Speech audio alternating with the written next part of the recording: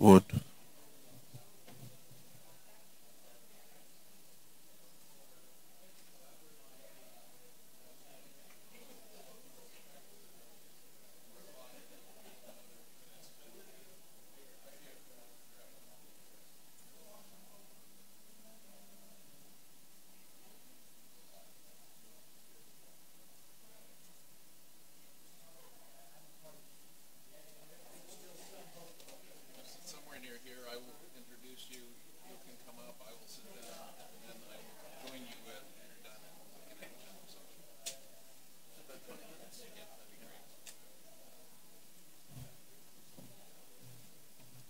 This is the 3-minute warning, folks. Get your snacks, beverages, whatever.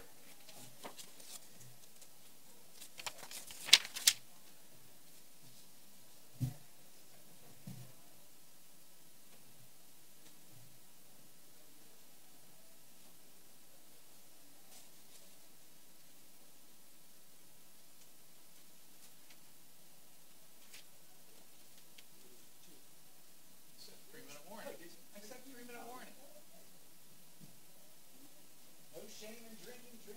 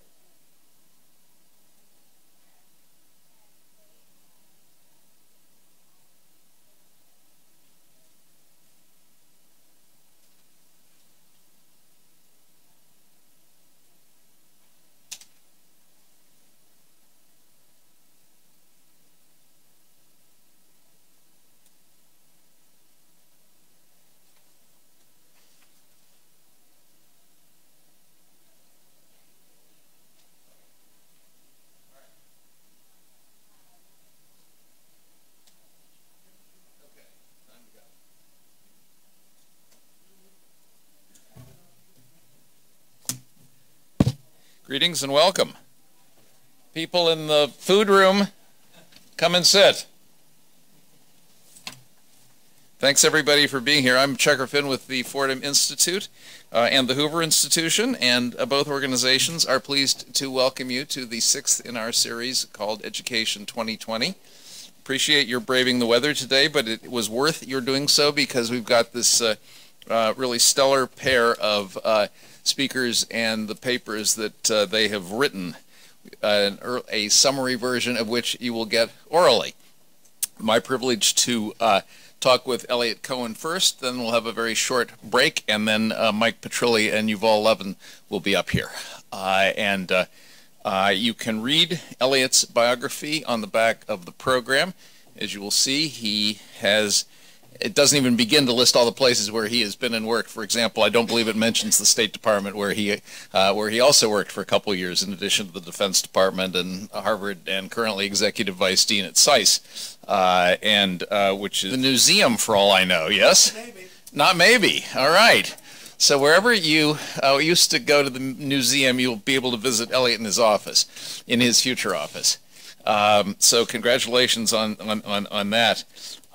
It is a lovely and I think interesting paper he's written, currently entitled History, Critical and Patriotic, about the intersection of history, of civics, and of patriotism, and some of the challenges that we face in that intersection.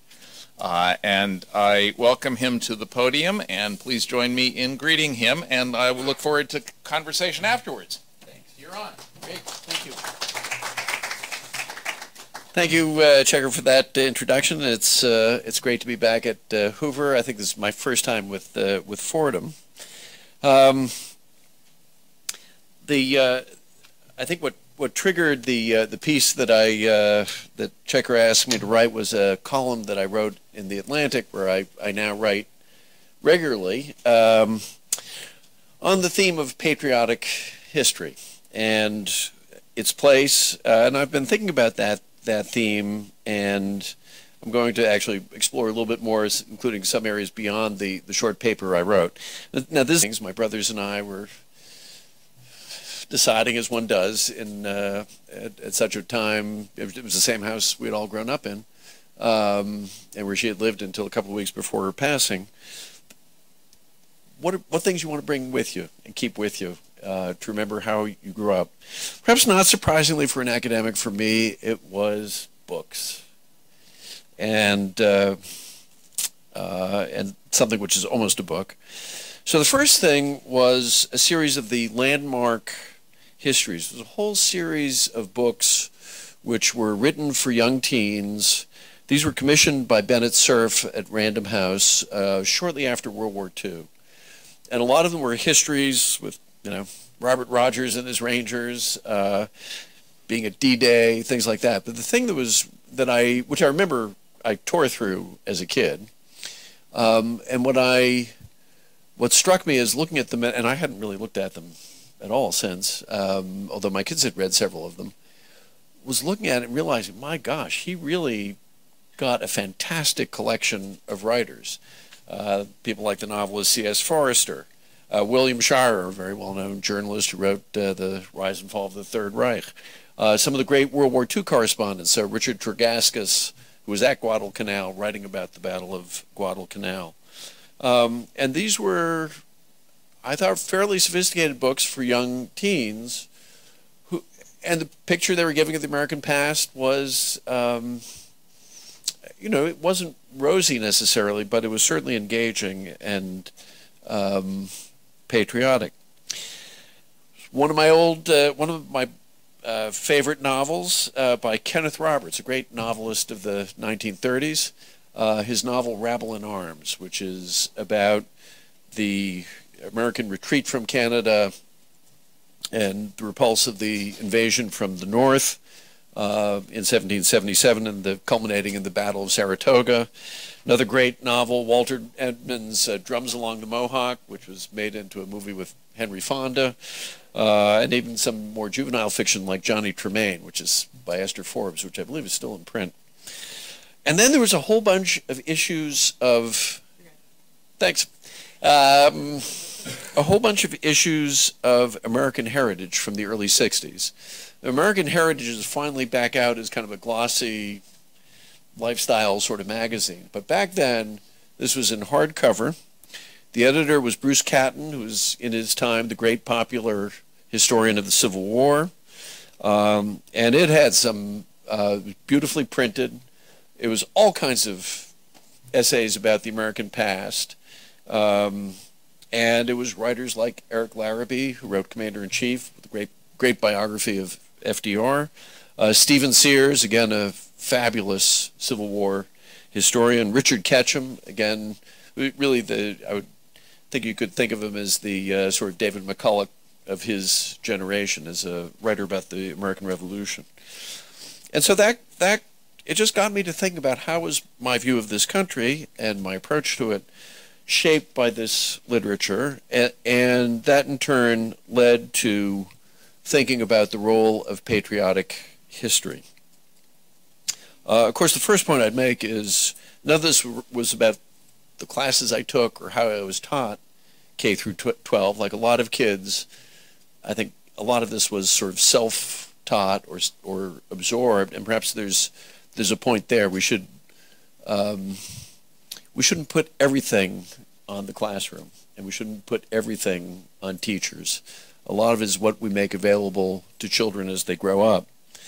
But I guess one of the things that struck me is that these books and that magazine reflected actually several different eras of fascination with the American past. You know, the 1930s is the great period of a whole bunch of historical novels about the Revolution. Americans at a time of crisis, when a lot of people were not quite sure about what the future of American political institutions were, went back through, I think, the method of fiction to think about the American past. And there have been other such. You know, I'll mention Lincoln's Lyceum speech in 1838, but in the 1830s, there's a whole series of books that come out about the American Revolution, including Bernard Lossing's field books, where he kind of went around to all these different battlefields, and there are these wonderful lithographs that I guess he must have made, and interviews with the few surviving Revolutionary War veterans. These were huge bestsellers back in the 1830s, and it's because that generation is dying out. And of course, that's what Lincoln was responding to. They're the more predictable kinds of waves of fascination with the past. The 1960s were one with the Civil War, centennial of the Civil War. To a lesser degree, the bicentennial of American independence. One of the things that strikes me about these kinds of those books is they were not naively patriotic. They were very thoughtfully patriotic. The novel that I mentioned, Kenneth Roberts' Rabble in Arms, is one in which Benedict Arnold is the good guy. Roberts wrote a number of wonderful novels, Northwest Passage, which is about Robert Rogers and frontier warfare in the 1750s and early 1760s. But he had two novels which deal with Arnold before he committed treason, and paints him, I think not unreasonably actually, as quite a heroic figure. He has another novel which is The American Revolution as Seen Through the Eyes of a Loyalist, which is quite interesting. But the other books, the books in the Landmark series, there's a lot, you know, there's Chief Joseph, and there's the darker side of American history too. Or if I think, one of the things I mentioned in the Atlantic piece is some of the television series of the time. So there's a great television series in 64 and 65 that was made from John F. Kennedy's, actually really Ted Sorensen's, Profiles in Courage. Although Kennedy did, I think, take a strong editorial pen to it. I mean, because Kennedy did care about history. But this was a wonderful television series, which I would love to have somebody reissue. And it is a patriotic series. There's no way you can construe it as anything else. But it usually consists of somebody standing up to a howling mob in defense of American values. And there are some of the lesser-known figures. So one of my favorites was the episode about Oscar Underwood, nobody's ever heard of. And the reason why you never heard of him, because he was a senator from Georgia who took on the Klan. He had had real possibilities of making it in 1924 as a presidential candidate, and he just couldn't stomach the Klan, which was a really powerful force in the 1920s, and that was the end of his political career. And even where Kennedy himself or the producers of that series disliked the position that somebody took, they painted them as profiles in cards. So my favorite one is Robert Taft, whose foreign policy ideas were terrible. Terrible. I mean, he didn't want us to be in NATO, thought the Nuremberg trials were a terrible idea. But it was a you can watch that episode, and it is a sensitive treatment of somebody standing up for principle. Maybe not the principle that you really think should be applied here, but a very deeply American principle, and taking a stand. And then a lot of stuff which is more conventionally kind of heroic, if you will, and fits into a benign reading of the American past. So I think the central point that I would make is patriotic history is a kind of glue to civil society. It's not just about feeling good about who you are as an American. It's about holding the country together. I would refer you again to Lincoln's Lyceum speech in 1838, where he basically says, look, the generation of the Revolution is dying out, and they're gone. So where are the threats to our institutions going to come from? A foreign invader, and he's got a flowery phrase, which I'm not going to try to reconstruct, about, a foreign invader, even with all the wealth of Europe, led by a Bonaparte, could not make a track in the Shenandoah in a trial of 1,000 years, or something like that. But he's worried about the future of American institutions. And it's one of Lincoln's most prescient speeches. He sees something bad coming. And where does he turn back for solace? He goes back to the revolutionary past. And there's a lot of that kind of use to which our history can be put. Well, by and large, I would just say by and large, well, and I would furthermore say that there's a lot of great history that's being written and being consumed that fits that mold. If you think of, just to name three very popular authors, David McCulloch, Ron Chernow, and David Hackett Fisher, they write, I would argue, histories which are patriotic. I mean, they're built on a kind of a deep affection for the United States and for what it stands for, but they are very good histories. These are good historians, and they don't. I don't think these are distorted pictures at all. They are rounded and complex pictures of both people and times, and they're bestsellers. They do just fine. But I think where patriotic history, as it used to be taught, is under attack is more in my world, which is the world of the academy. And the argument that I make in my paper is that the concern that we should have is this sort of thing trickles down. If universities don't have a whole lot of history majors, then you're not going to have a whole lot of really good history teachers. If you don't have a whole lot of good history teachers, that part is going to be missing in the K-12 curriculum, which is more, I think, what, Checker, you're interested in. Now, let me say a little bit about why that's happening. Because it's one of the easiest things in the world to do is to bash the academy. And I, as somebody who's been a professor my whole life long, and has always given as good as he's gotten, and has never actually been persecuted, I want to stand up for it to a limited extent. So why is this happening? Is it that the historical profession is in the hands of a bunch of people who just hate America? And I don't think that's true. But I think there are a number of trends at work which are there. The first, and most of these have to do more, I would say, with the rise of the historical profession rather than ideology per se, although ideology undoubtedly plays a role. I wouldn't want to diminish that. What do I mean? Well, one thing is that there's an awful lot in the current historical profession. There is a tendency to as they would say, privileged subaltern history. That is to say, history of kind of the lesser figures, the less famous people, more in the nature of social history, groups which have been marginalized and haven't gotten their time in the sun. And there, to a certain point, there is a point to be made. There's an argument to be made for that. We know a lot more than we used to know about the history of Native Americans, of what happened to the freedmen after the Civil War. Those were not big parts of the narrative in the 1960s. If you look at a lot of the classic histories of the Civil War that were written then, those groups were not really dealt with in any detail. And there's been a major push into those areas, but in ways which then kind of leave behind, you know, Jefferson and Madison and Washington and people like that.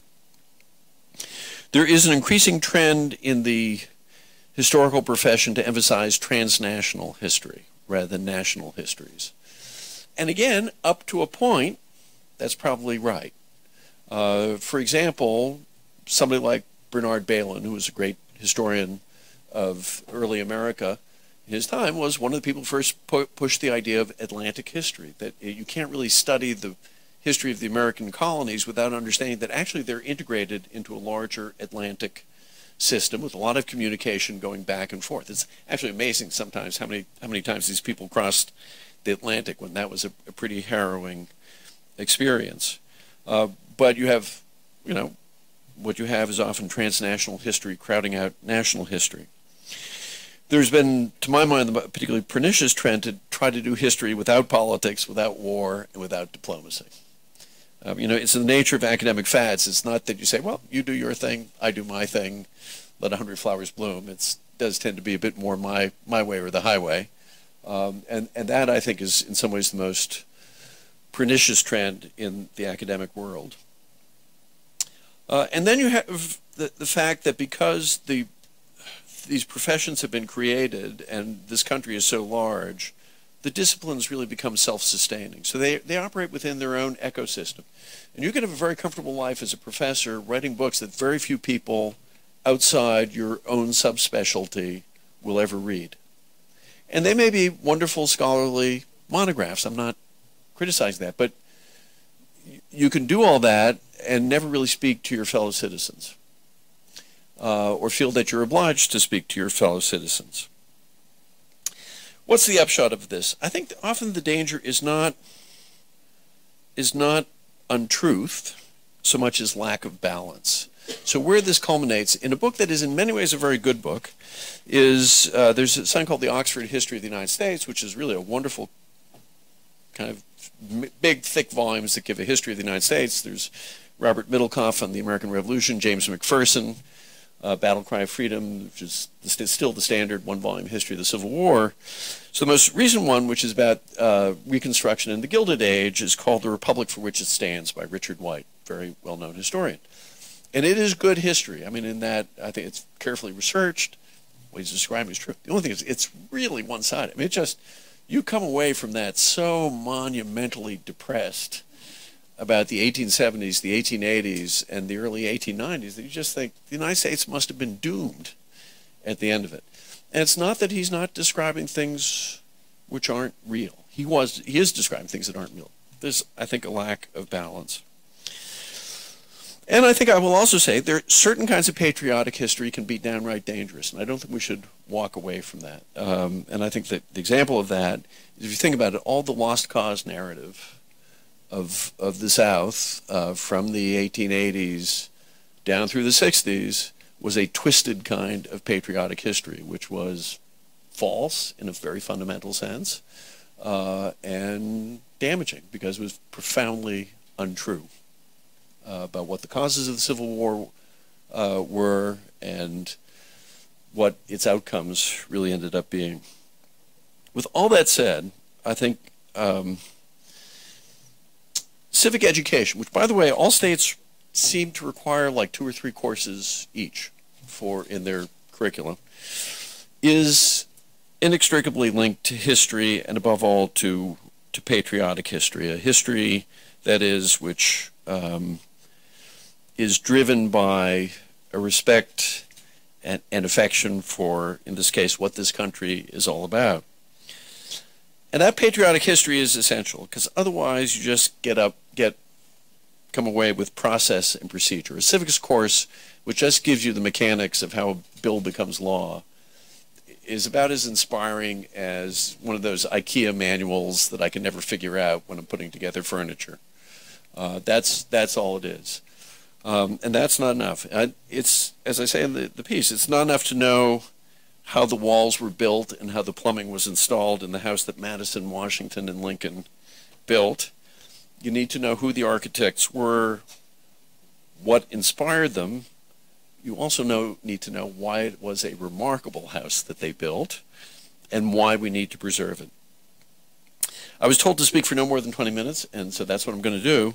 Let me just conclude on what is, for me, uncharacteristically an optimistic note.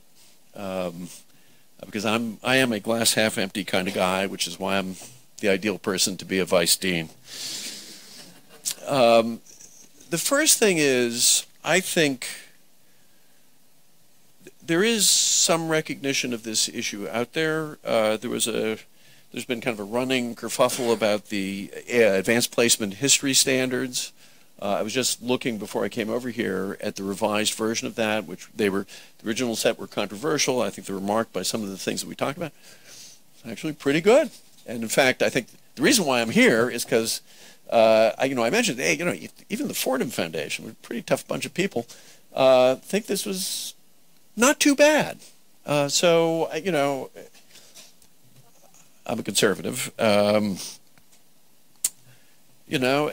temperamentally I'm not inclined to recognize good news when it hits me in the face. But I think occasionally you do have to recognize good news. Secondly, I think it is interesting that you see historians, as you see in some other academic disciplines, beginning to recognize the dangers of being irrelevant to the national debate and national discourse. And it shows up in all kinds of different ways. Political scientists have glommed onto this.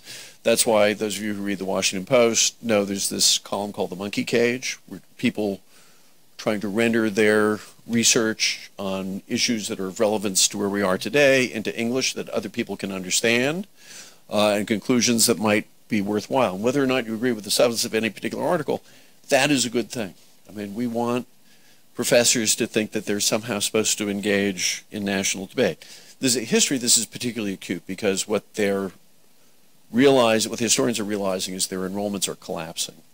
And I talk a little bit about that in the paper. And I have colleagues who are themselves historians who've really kind of gone after their own profession. And people are recognizing that the historical profession is getting creamed in the enrollments on campuses. And because higher education itself is going through a major disruption, deans are no longer quite as forbearing about that sort of thing as they used to be. And so that pressure trickles down. And then finally, most controversially, and I'll be delicate about how I do this, I think, as in previous cases in the past, the crisis of the moment has engaged historians.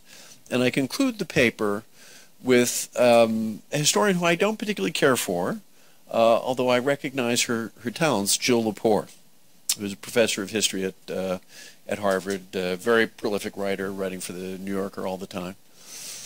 And I quote from a review of her book about the Tea Party, the history of the Tea Party, by Gordon Wood, who was Bernard Bailyn's top student and is kind of the dean of historians of the American Revolution.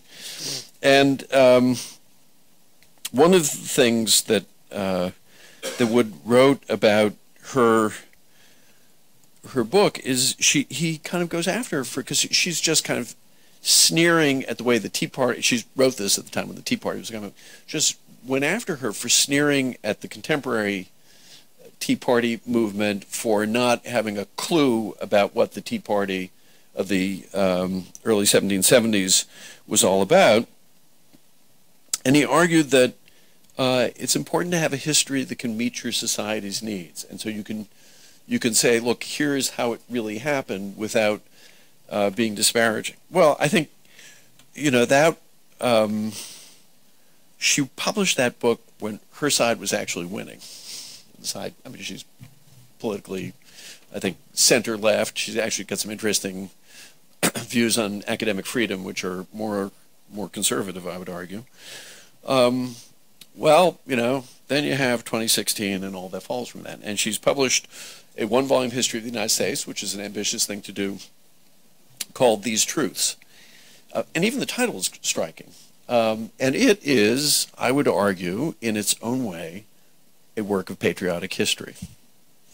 In that there is a kind of sense that this is, you're dealing with an exceptional country with a kind of exceptional sort of mission that is shaped by enduring values, which I think everybody in this room would share, and that that's important and that's precious. And so I guess the way I'll conclude is, you know, if Jill Lepore can get there, so can everybody else. Thank you. Have a seat here. Okay. Let me see if I can push this back a little bit. No, I can't. So people will have to move if they can't see us. Thank you. That was great.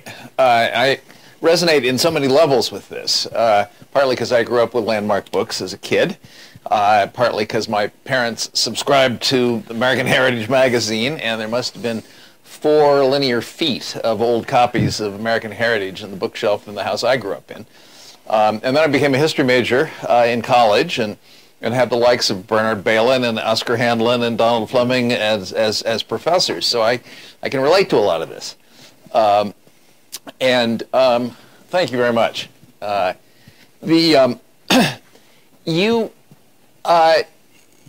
have a kind of triangular trade between history and civics and patriotism going on here. I resonate with it. I think it's absolutely spot on. Patriotism has become a worry for a lot of people in this recent years because they see it turning into nativism and jingoism. And I wonder if we have, if our current politics have caused us to worry that patriotism has actually kind of gone rancid and is something that we should now kind of avoid because it's got this big downside to it. I don't think so. I figured it's always a safe thing to be with George Orwell. And so I invoked George Orwell's famous essay on nationalism, where he draws a very sharp distinction between nationalism, which he says is classifying people like insects, and patriotism, which is love of one's own. And I think that's a really important distinction. By the way, it's a distinction that works for Americans. It does. I was having dinner with a friend of mine who's a Polish historian, and actually the head of their kind of semi-official foreign policy think tank, so he produces the equivalent of the foreign relations of the United States for Poland. He said, you know, for Poles, nationalism is a good thing. That word has positive vibes. But I think for us as Americans, patriotism is the word to be preferred. I mean, in that respect, I think we should be like Orwell. I mean, nationalism, at least, you know, to my ears, has a more belligerent cast to it.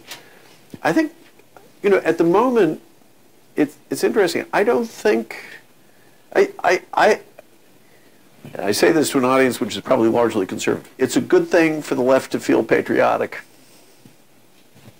And it's a good thing for everybody, no matter what their particular views are, to kind of hark back to the American past and to the values that they find there and they find in our founding documents and say, yeah, that's who we are. And that's what we're going to stand up for, no matter where you come out on the issues of the day. So I think in a certain way, and this is also why I'm a longer-term optimist about where the country is headed in certain respects, I think in a certain way we're going to get a kind of resurgence of patriotism. You actually cited several periods where anxiety about the present caused people to reflect back upon the origins. You talked about the 1930s as a time when people look back to where did we come from. You talked about Lincoln in the 1830s, sort of looking back to where did we come from, and now you've got Jill Lepore of all people looking back at a time that she regards certainly as a time of troubles to where did we come from. This suggests there might be an almost self-correcting element to history properly done. I think properly done, yeah. I would argue that the more troubling period where we get fascinated with our own past is the 1880s and 1890s, when, as the Civil War generation ages and begins to die off, because life expectancies were less then than they are now, the country begins to process the Civil War, and it processes, and you begin to get the preservation of national battlefields. You above all get all those monuments that show up at places like Gettysburg and Antietam. You also get the Lost Cause story, which is a very deliberate attempt to construct the narrative of the Civil War in one way. You also get some very good histories. You get the Century magazine. I don't know if any of you have seen those big battles and leaders of the Civil War. So there's a wonderful collection of reminiscences by key players in the Civil War, published by the Century magazine, which is one of those big, fat 19th century journals that, alas, no longer exist, which really kind of recaptured the moment. And so you came out of that with what was probably which was a romanticized picture of the Civil War, in which everybody gets to be a hero. There are really no villains, and it all ends with a kind of reconciliation, which was, in large measure, phony. So it can be done well, and it can be done really badly. Looking at the last couple of weeks in Virginia, I might argue we're still processing the Civil War. We are. Well, look, this is one of the things that's important to teach kids about history, that it's the past is never really past. It is with us. The Civil War is with us. I mean, the Revolution is with us. World War II is with us, and it's in our rush to say, okay, everybody's got to do STEM. Everybody has to have standardized tests so we know exactly how good you are. If we're going to stand up to the Chinese, you all have to know math and engineering and God knows what else. We forget, I think, the role of history and a historical sensibility in growing people who can be citizens. Well, I would personally contend that the most troubled part of the K-12 curriculum for as long as I can remember has been social studies, which is a challenge to get anybody to learn anything resembling real history until maybe the 11th grade U.S. history course that their high school is required by state law to teach them. And that's so often just a textbook and boring as hell. And therefore, you look at the national assessment results of how much do kids know about U.S. history, and the answer is they basically, by 12th grade, don't know anything because the 11th grade course that they had to take was so boring. Contrast that a little bit with the advanced placement saga that you alluded to. I've just finished work on the AP program myself, which has brought me partly back into the fracas over the AP U.S. history. Which turned out to be a really interesting example of a kind of self-correction going on within the College Board, which once they were told that they had kind of, that the content of this framework had tipped, they were willing to take another look at it and try to fix it, actually. And they did. Important thing about high school history is it's, for most Americans, until they get the popular historians and buy the David McCullough books or watch a Ken Burns TV show, it's the only uniform U.S. history course that most people ever take.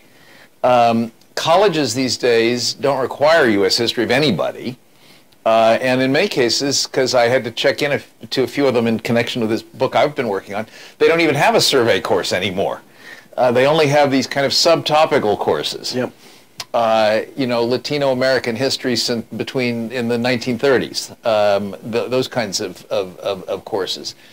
So, and even when they do have a survey course, which a lot of them still offer, it's not, of course, required of anybody. Yeah.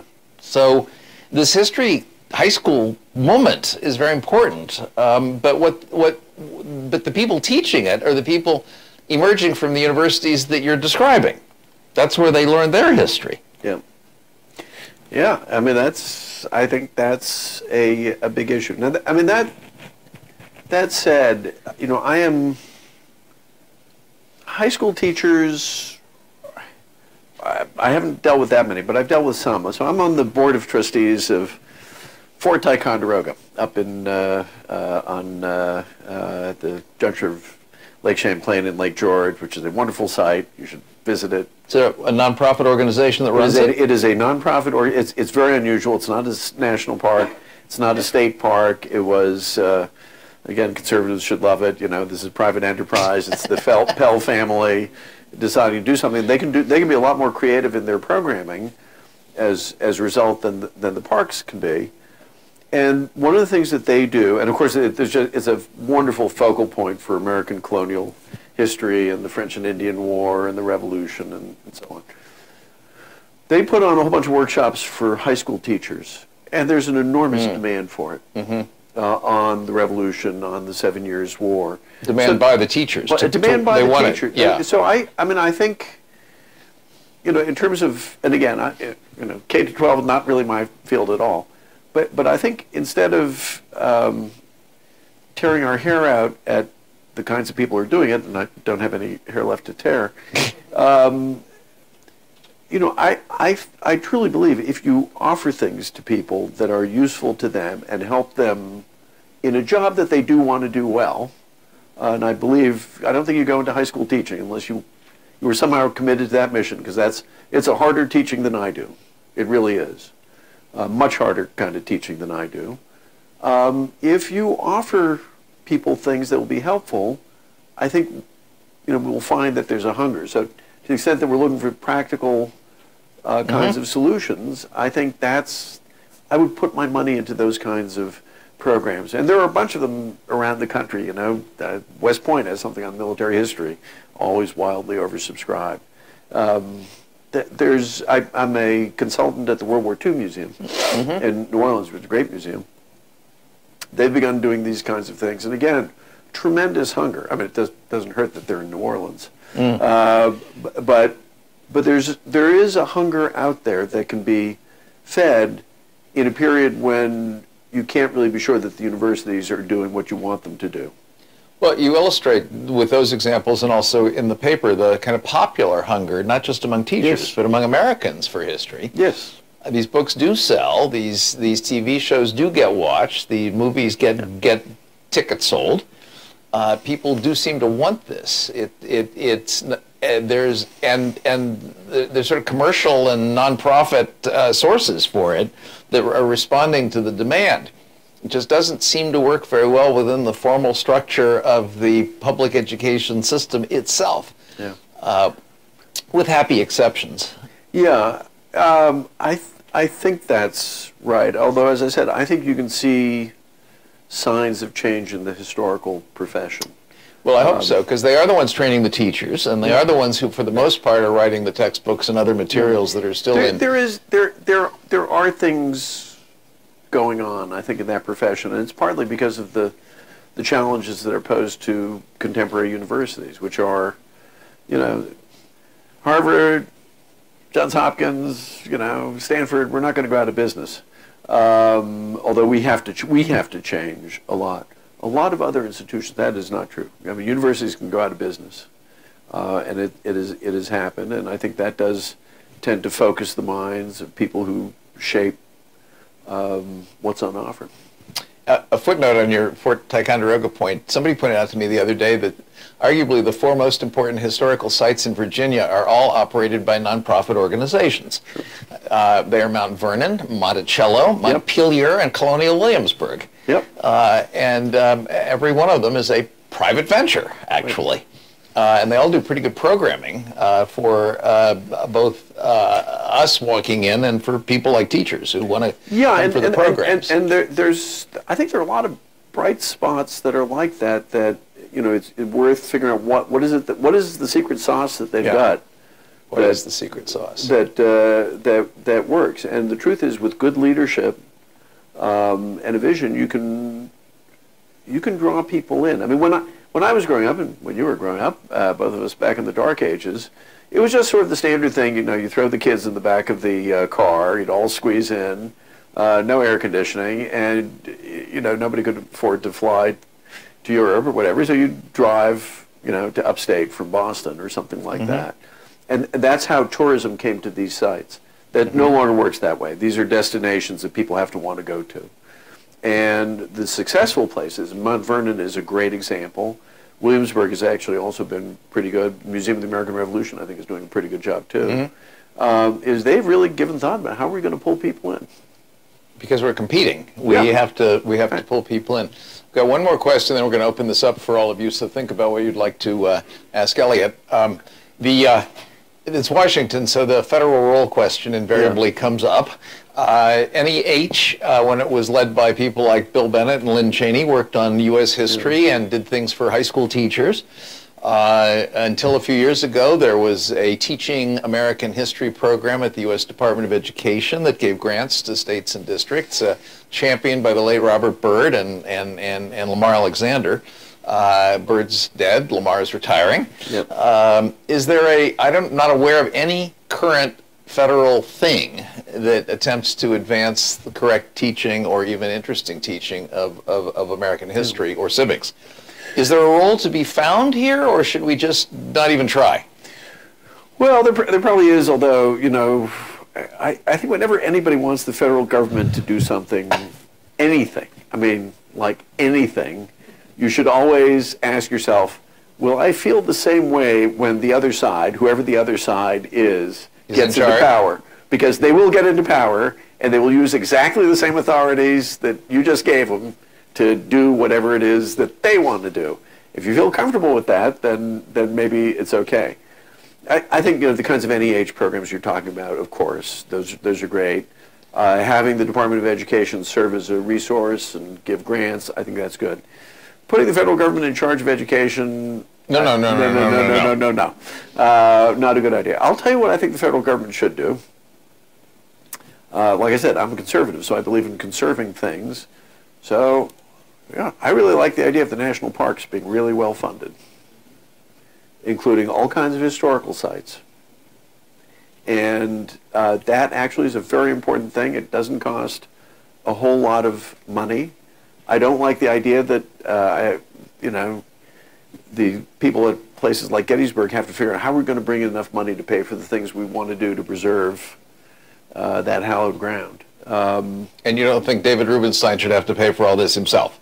No. And so I think that role in in preservation and making these things available to the American people and in ways that are compelling and that can be used for, you know, a variety of ways to bring people in, that's actually in some ways the most important thing they can do. Good. Thank you. We're open. Who's got a, go ahead, please say who you are. Hi, my name's Christina. I'm with the College Fix. So I know that you said the biggest problem is with the historical profession and not necessarily ideology, but what ideology would you say is behind the push to teach U.S., the subtopical courses versus U.S. history? Are we talking about globalism, multiculturalism? I think it's, there's some piece of it which is ideological, which is, you know, we're going to stand up for the forgotten man or woman. That's an old theme. But some parts of it are driven by actually professional imperatives. It's important to realize they're professional imperatives. And the professional imperatives are to be, you know, a microscopic expert on something that you can really leverage and say, this is my little field, and boy, do I really know it. And the professions, as they've become more inward-looking, have tended to reward that. And we see that in many areas. It's not just in history. You see it in political science, which has in some ways been less ideological, and history has been more ideological. But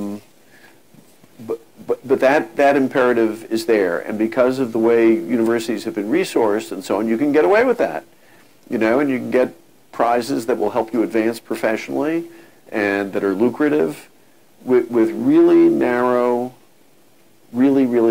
expertise. And this is something I wrestle with as a vice dean. Actually, I just kind of gave a little oration at a meeting. So the incentive structure in universities is in some ways profoundly screwed up. We talked about faculty being able to buy themselves out of teaching with a research grant, which is a standard procedure. And I said, folks, my view is there may be times when we give people leave from teaching to finish a particular project, and I get that, or there's some sort of other extraordinary circumstance. But the idea that it is a reward not to teach is just, to me, that's anathema, because we're here to teach. That's what it means to be any kind of teacher, whether you're a professor or a high school teacher, or I don't care what. And so there's but that sort of thing is the norm. And to the extent that teaching is viewed as a burden, rather than as a challenge and potentially a joy, we've got a problem. And there's another fundamental problem. Again, as a vice dean, I've got violent opinions about this in terms of our incentive structures. You know, we incentivize people who publish. We don't incentivize people who teach. And that's not an ideological problem. You know, I've got liberals and I got conservatives, and they've both been incentivized the wrong way.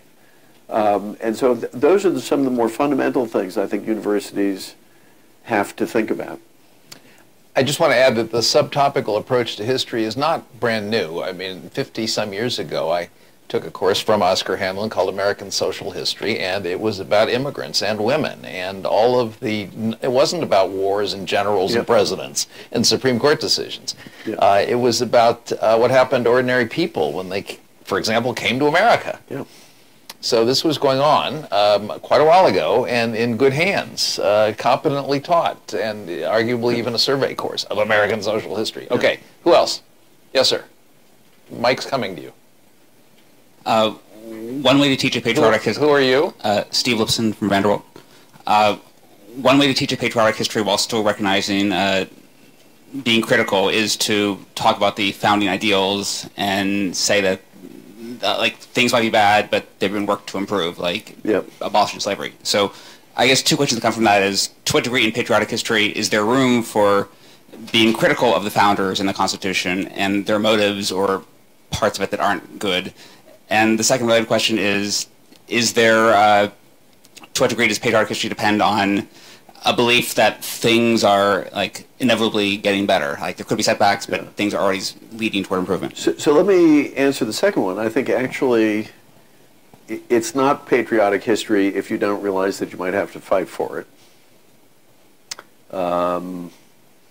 And I think that's something that we that is missed. I, at one point, after a recent event, was talking to a bunch of my students who were quite rattled, and I said, well, remember what Benjamin Franklin said when he leaves the Constitutional Convention and nobody knows what's in the Constitution, and the crowd says, what kind of government have you given us, Mr. Franklin?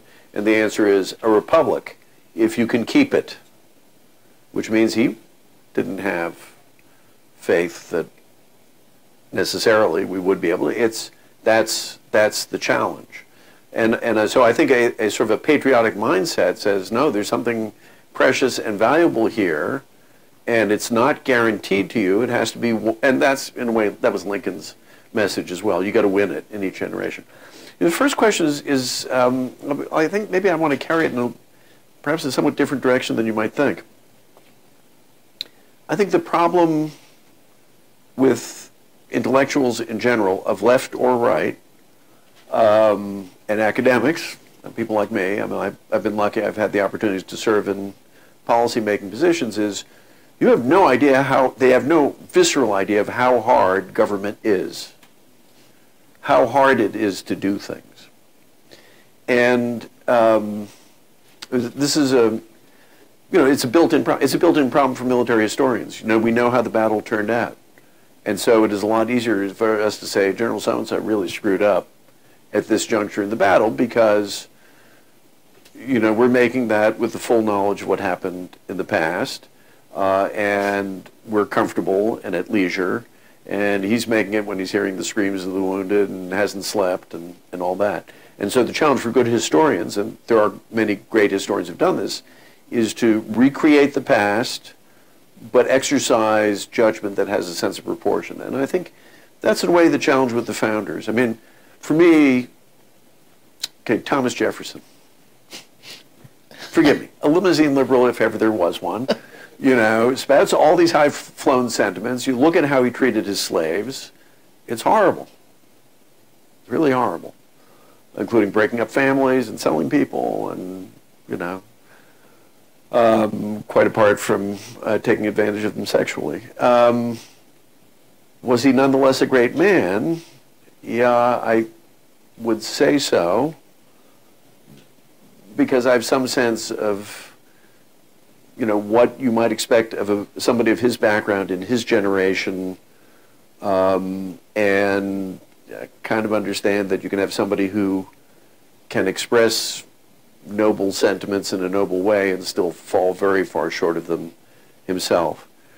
So I think it's actually a good thing for students to have to wrestle with, okay, Washington was a slave owner. What do I think about that? And it's, history has so many functions to it. One of them is teaching people judgment. I mean, when I think about what is I try to teach my students, part of what I'm trying to teach them is judgment. And history is a wonderful way of developing judgments of, this person in this circumstance, why did they do what they do? And putting everything into its context, what do I think? I think when you do that, you say, Declaration of Independence is an astounding document. Constitution of the United States is an astounding document. The governmental system that we've created is extraordinary. Does that mean that it wasn't filled with lots of flawed people? No, lots of flawed people. Lots of things you might kind of wish had been constructed differently? Sure. But to the extent that to breed citizens, you want people who can exercise judgment, and part of judgment is a sense of perspective. On that excellent note, we are going to thank you, Elliot, and we're going to take a 5-minute break before the second half commences. There is a drink and snacks over there. Elliot's here for a little while if people want to buttonhole him with the questions they didn't get to ask, and we really appreciate it. Love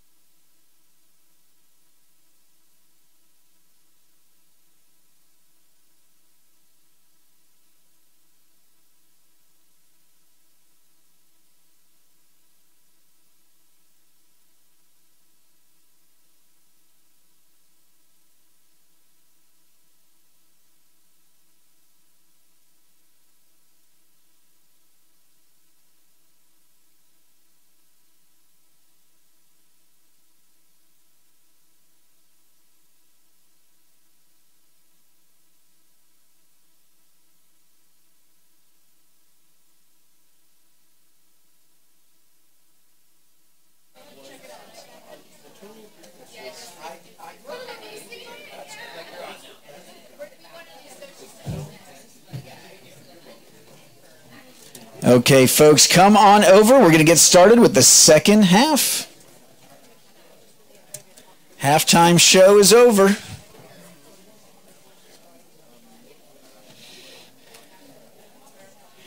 Better than the Super Bowl halftime show, most people would say. So you can you even remember the halftime Super Bowl? No. Don't worry, I'm not going to take my shirt off and show you my tattoos. Anybody out there?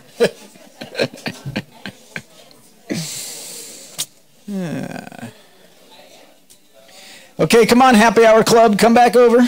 Come on over. Yes. Those of you at home, feel free to open up a drink, have a cocktail, because this crowd here has started. That's good.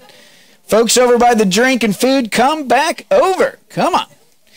All right, well, very excited.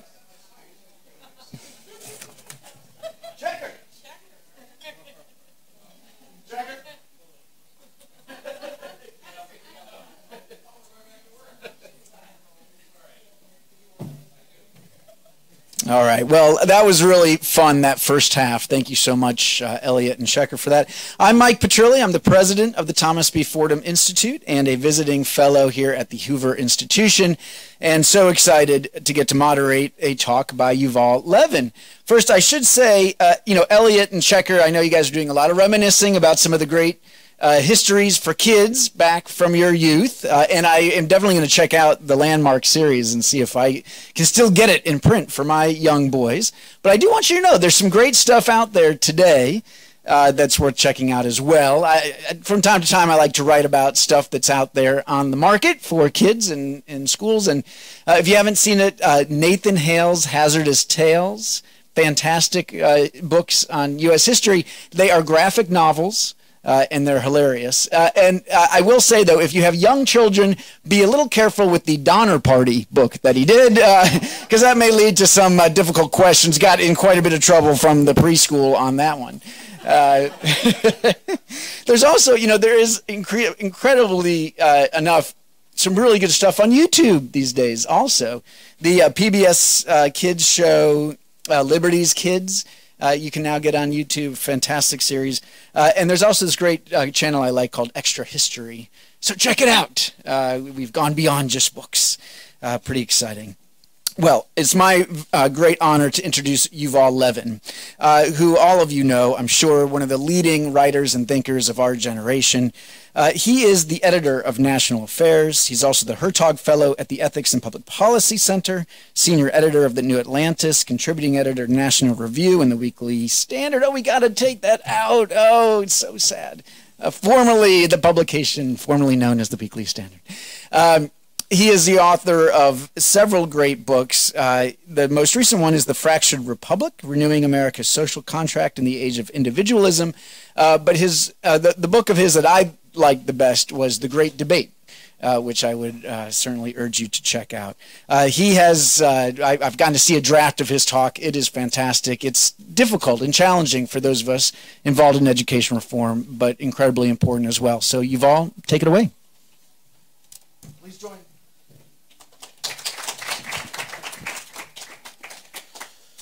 All right. Well, thank you very much. I appreciate it, Mike. I appreciate the introduction, and I'd second your recommendation. I've just been reading the Nathan Hale series, the book on Lafayette with my daughter, which also has some things that are not quite suitable for preschool, but nonetheless, really worth your while. I'm very grateful for the chance to be part of this series and to follow Elliot Cohen, who I admire enormously, and all the more so in the past few years. I want to take up a subject that is related to his subject, and it speaks to the question of where our education debates are headed, which isn't really obvious now. Policy debates about primary and secondary education are, I think, oddly disoriented at this point, and I want to offer you a kind of slightly outsider's perspective on what they look like and where it seems to me they might be going, very much related to the question of patriotism and civic education and related questions. At almost any point in the 1990s or 2000s, it would have been pretty easy to say what these education debates were about and what reformers were trying to achieve. Higher scores on standardized tests of math and reading skills were very often at the center of those debates and a central purpose of reformers. whether they were understood as ways of imposing accountability on teachers and administrators, or as ways of measuring racial gaps in educational achievement, or as a strategy to help America produce students and workers that could compete in the world. Where scores were too low, there would be a debate between the left and right flanks of that reform coalition about whether more competition or more money for public schooling could be more helpful. But that debate often happened within the framework of a broadly bipartisan coalition that focused especially on quantifiable achievement scores. That coalition had opponents on its left and on its right, but it involved the leading education experts across the political spectrum, and a fair number of leading politicians of both parties were willing to play ball. That era did achieve some meaningful improvements, even if they were modest improvements, in American education. Test scores did increase some, especially early in that period. The charter school movement is stronger for it. The idea of accountability for teachers and administrators is certainly more widely accepted as a result of it. And there's also, I think, a more equitable distribution of public education funding within states as a result of some of what happened in the course of that period. There's a fair bit for both the left and the right to appreciate in these accomplishments. But that era of the Reform Coalition also exacted some real costs. Above all, it made American education policy awfully clinical and technocratic, sometimes blinding us to some of the deepest questions that are really at stake in education, social and moral and cultural and political questions that cannot be separated from how we think about teaching and learning. That's meant less of a focus on public schooling as a source of solidarity in American life, which was once a powerful theme for the left in particular. It's meant less of an emphasis on character formation and civic education, which once was fundamental to the right's way of thinking about schooling. But whatever its costs and whatever its benefits, I think the era of education reform, of the bipartisan education reform coalition, seems now to be over, at least for a while. The coalition broke down from both directions. The fight over Common Core drained it of some of the energy on the right, as the case for accountability, which had begun as a predicate for school choice, came to be identified by many people instead, rightly or wrongly, with an effort to consolidate or homogenize American education. And meanwhile, the resurgence of the teachers' unions, among other causes, undermined the Reform Coalition from the left, and the intense polarization of our political culture has increasingly made the kind of bipartisanship that characterized that coalition impossible to sustain, so that the reform era that lasted from the early 1990s through the beginning of the 2010s is probably effectively over. What would follow it as an immediate political matter is probably at first at least going to be a period of gridlock and dysfunction. We can just look around, and not only at education, to get a sense of why that is. That's simply where our policy debates are now. But what will follow the reform era as an intellectual matter in the work of education reformers and as a preparation for the next constructive phase of education policy, whenever it might come, is, I think, a more interesting question. Frustrated by the collapse of the Reform Coalition, but also liberated from its constraints, the right and the left will probably take somewhat different directions in education policy thinking in the coming years. And for that reason, I think it's still useful to think about education policy and politics in terms of left and right. In fact, it might be that the deepest differences between the most intellectually coherent forms of the American left and right actually emerge most clearly around questions of education, and not by coincidence. And for each camp, the concerns that were put aside for the sake of working together in the Reform Coalition seem likely now to be those that come to the fore. So I want to think with you a little bit about what that might mean, and what it might mean for the right in particular. What did the right put aside in that period of bipartisan Reform Coalition efforts, and what might it now pick up? Some reformers on the right would argue that school choice itself was put aside to make bipartisanship possible, and it's true that, especially at the national level, accountability was separated from choice, and the latter was sometimes sacrificed for the former. Margaret Spellings was famously willing to leave private school choice behind in her negotiations with Democrats early in the George W. Bush years. But in the states and at the local level, the movement for parental control did see real progress in that period, and both charter schooling and private school choice remained near the center of the conservative education agenda. To see what conservative educational priorities were really put aside in that period, we would have to really put ourselves outside of the accountability and achievement framework to remind ourselves that the emphasis on accountability was actually itself a kind of concession to begin with. What really couldn't be talked about as much in those decades was the role of schooling in the molding of the souls of rising citizens, rather than just of the minds of future workers. Both civic education and character education were sometimes pushed to the side for the sake of more technocratic notions of the purpose of schooling, notions more in line with the economic logic of our meritocracy, but less in line with the civic ideals that underlie our republic. If we really want to look beyond the framework of the achievement scores agenda, and if we want to consider what conservatives could bring to the table now that's been forgotten for a while, we would need to look not just to the conservative wing of the Reform Coalition, but to the core of conservative thinking itself, and the essential role that it ascribes to culture, to moral formation, and therefore to education, more fully understood.